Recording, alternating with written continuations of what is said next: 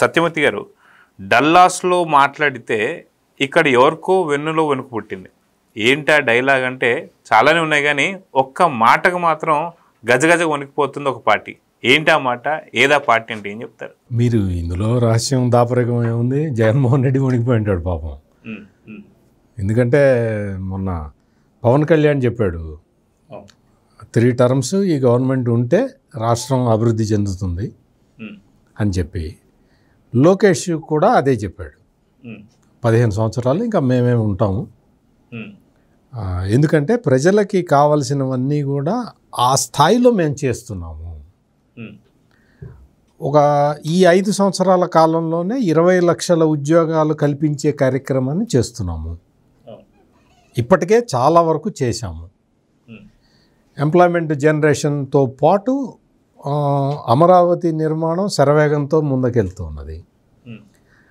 అదే కాకుండా పోలవరం చాలా చాలా స్పీడ్గా కంప్లీట్ అవుతూ ఉన్నది.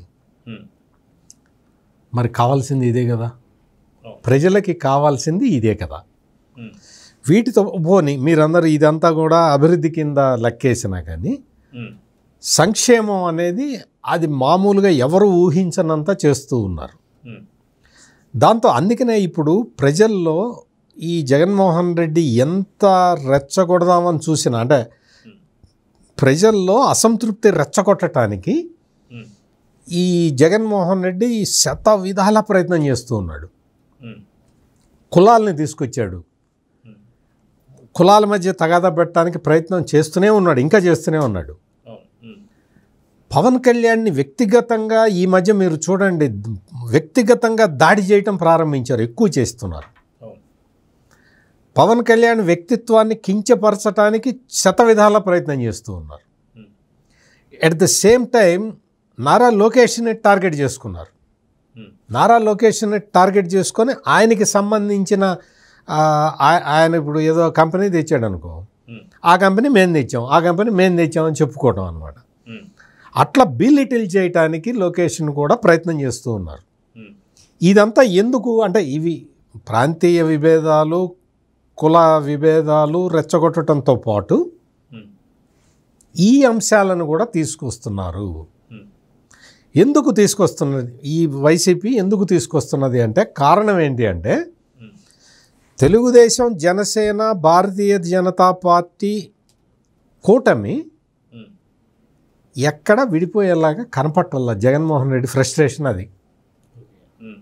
అన్ని రకాలుగా అంటే రాజకీయంగా, సామాజికంగా అన్ని రకాలుగా కూడా ఈ కూటమి, 3 పార్టీల కూటమి పనిచేస్తూ ఉన్నది. అందుకనే ఎక్కడా కూడా అసలు మామూలుగా అయితే ఈ జగన్మోహన్ రెడ్డి వేసే కుట్రలకి, ఈ చేసే కుతంత్రాలకి ఈ మధ్య తగాదాలు వచ్చేసేయాలి, ఇప్పటికే వచ్చేసి ఉండాలి.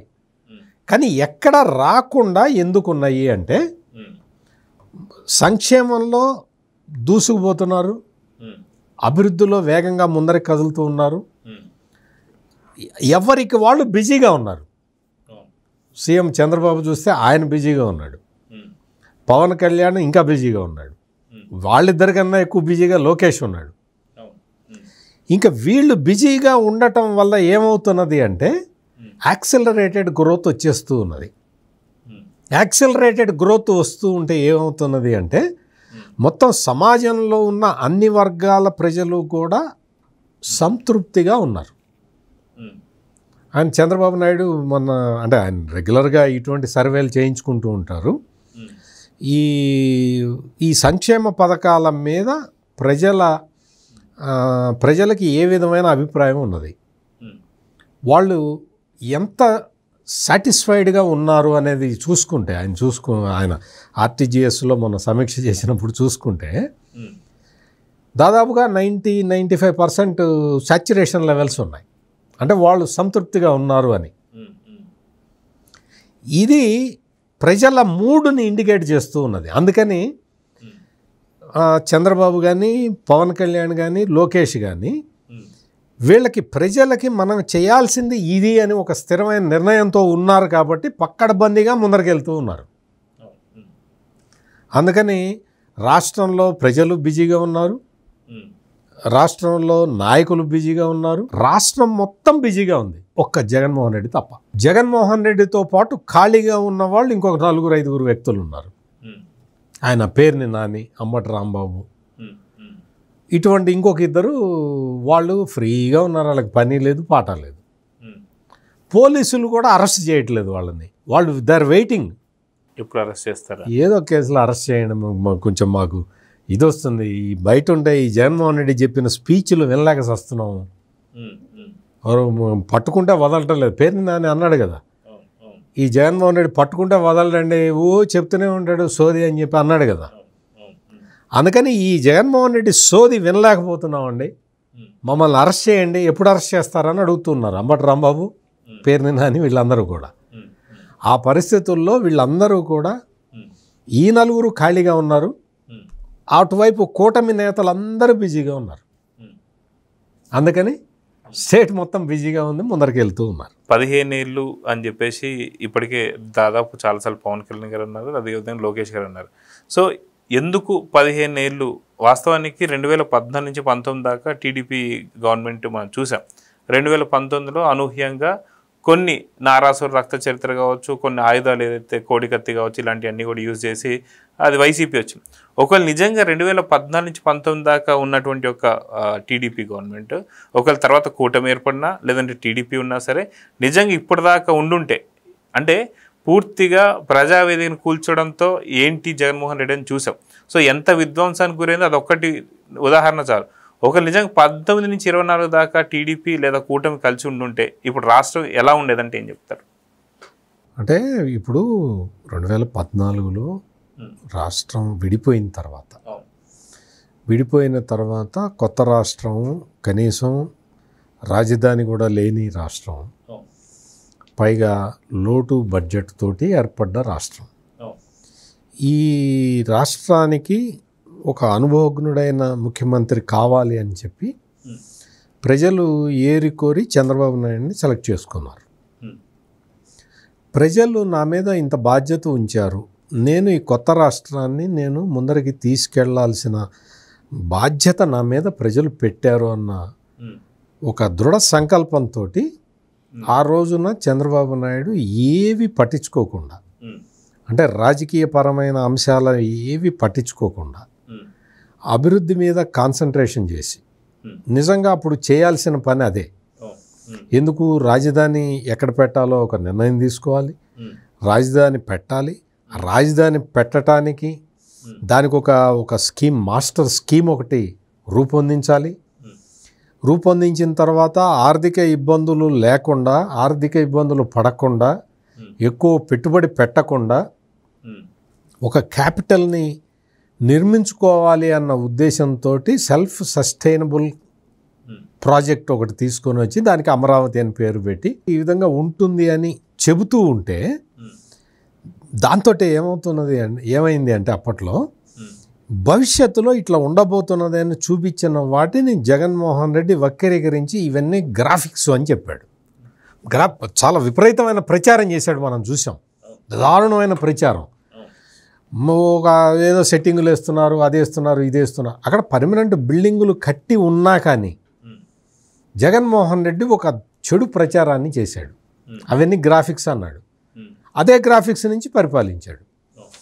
ఇప్పుడు 2019 ఎన్నికలు వచ్చేసరికి బాబాయ్ నారాసుర రక్త చరిత్ర దగ్గర నుంచి అన్ని రకాల ఇవి తీసుకొచ్చాడు. మొత్తం అన్నీ తీసుకొచ్చి ప్రజల్ని భ్రమల్లో ముంచెత్తి ఒక అంటే కమ్మ క్యాస్ట్కి వ్యతిరేకంగా దీన్ని మొత్తాన్ని, అమరావతి మొత్తాన్ని చిత్రీకరించి, వాస్తవంగా అక్కడ ఎక్కువ సంఖ్యలో ఉన్నది ఎస్సీలు, రెడ్లు, ఆ తర్వాత సంఖ్యలో ఉన్నది రెడ్లు.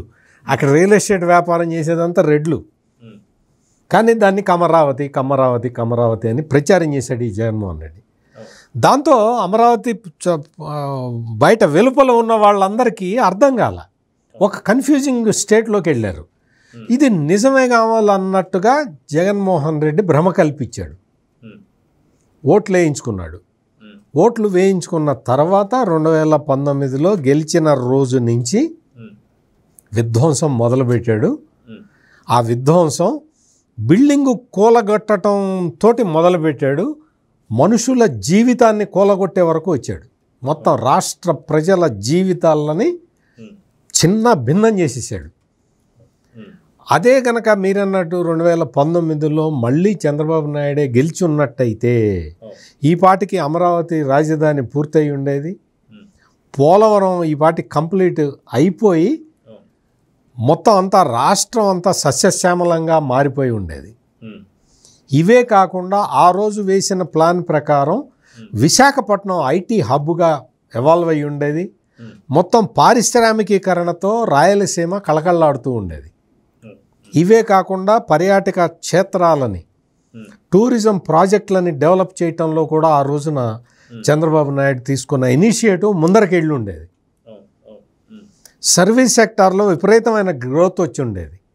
అది మొత్తం భారతదేశానికి కూడా ఉపయోగపడి ఉండేది. ఒకవైపు ఇండస్ట్రియల్ గ్రోత్, ఇంకొక వైపు అగ్రికల్చర్ గ్రోత్, ఇంకొక వైపు సర్వీస్ సెక్టార్లో గ్రోత్.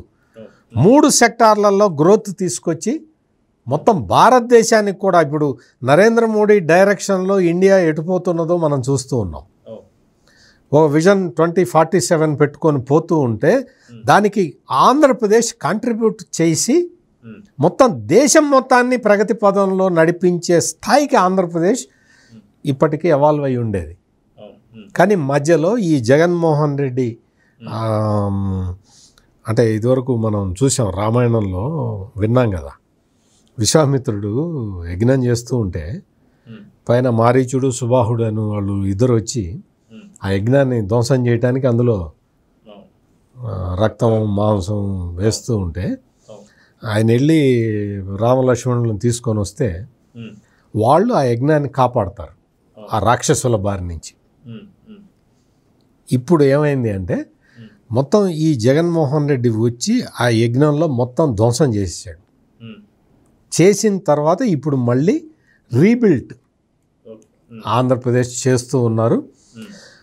ఇప్పుడు మళ్ళీ ఓకే, నో ప్రాబ్లం. మధ్యలో 5 సంవత్సరాలు విధ్వంసం జరిగినా కానీ ఈ 5 సంవత్సరాలని కూడా కవర్ చేస్తూ ముందరికి వెళ్దామన్న ఉద్దేశంతో యాక్సిలరేటెడ్ గ్రోత్ తీసుకొస్తూ ఉన్నారు. మొత్తం అది ఇప్పుడు రాష్ట్రంలో జరుగుతున్నది. దీన్ని ఏంటి అంటే దీన్ని ఇంకొక 3 టర్మ్స్ కంటిన్యూ చేసుకోగలిగితే రాష్ట్రం సుభిక్షంగా మారిపోతుంది. ఇంకే ఎవడు మారీచుడు సుబాహుడు వచ్చి మొత్తం రక్తము మాంసము పోసినా కానీ ఈ యజ్ఞం చెడిపోకుండా ఉండాలి అనేదే ఉద్దేశం. అందుకని ఇప్పుడు ఈ డైరెక్షన్లోనే మొత్తం ఆంధ్రప్రదేశ్ ప్రజలందరూ ఆలోచిస్తూ ఉన్నారు. ఇదే ఆలోచిస్తారు కాబట్టి ఇంకా జగన్మోహన్ రెడ్డి ఇందాక నుంచి కనకదుర్గ గారు 3 సార్లు చెప్పారు, యలహంక ప్యాలెస్లో కూర్చొని ఏం చేయాలో ఆ పని చేసుకోవడం better. Please subscribe to Leo news for more videos.